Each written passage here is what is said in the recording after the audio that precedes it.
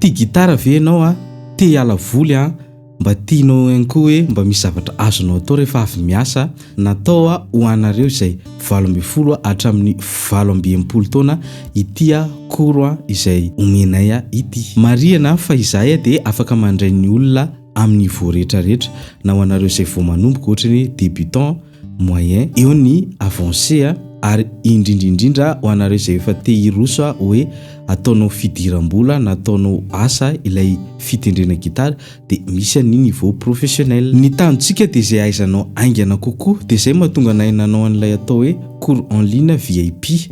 Raha ligne ianao dia afaka tonga dia mandefa message avy hatrany na eto amin'ny Facebook na amin'ny WhatsApp. Ho anareo izay mahita amin'ny YouTube kosa dia afaka tonga dia mandefa message avy hatrany amin'ilay compte WhatsApp ianareo. Marihana fa afaka misafidy cours normal ianao ary afaka ihany koa misafidy cours accéléré fa izay tianao le izy. Ho anareo izay mipetraka any ivelany kosa dia aza misalasala mandefa afatra aminay avy hatrany raisinay ianareo.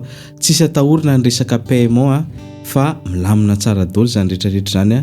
Ny objectif antsika dia izay anesorana ny excuse rehetrarehetra tsy ahafahanao mianatra dia aza matahotra fa tsisy problème isika amin'ny resaka décalage horaire fa efa misy ny fomba andaminana an'izany rehetrarehetra zany. Misy kategoria anankidimy ireo ahafahanao misafidy hoe iza no metimety aminao kokoa rehefa mampiatra, satria isika tsy maintsy mianatra hira anankiray isan-kerinandro dia mba le kategoria mahalinanao no anaovantsika pratika. Dia ny tsara kokoa misafidy kategoria anankiroa ianao mba hahatonga anao tsy monamonaina be mianatra fa mba hahatonga anao ivelatra kokoa, makany amin'ny tsara kokoa sy azotomikotrana foana. Mety hiteny ianao hoe efa miasa dia tsy manana fotoana. Ny olona tena tiana hianatra ato aminay dia ny olona tsy manana fotoana mihitsy. Fantaro tsara fa 12 minitra hatramin'ny adiny iray isan'andro fotsiny dia efa ampy ahaizanao gitara raha ohatra ka arahanao méthode izay omeko anao anatin'ny cours en ligne io.